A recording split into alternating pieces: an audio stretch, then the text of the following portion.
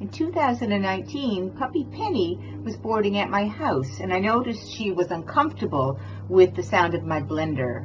The first 3 clips are a baseline.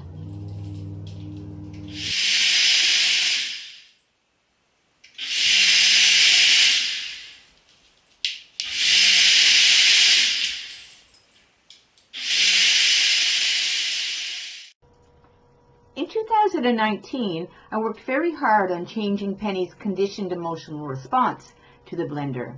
She now returned in 2021, and I wanted to see if all our hard work was still solid. What do you think? Have a look.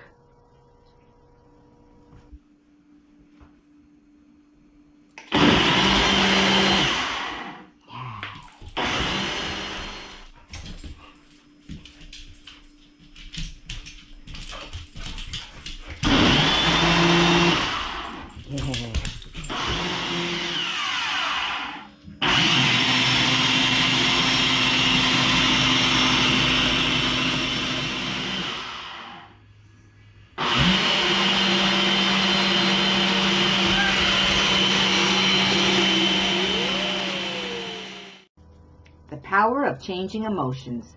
See a link in the video information for the work we did in 2019.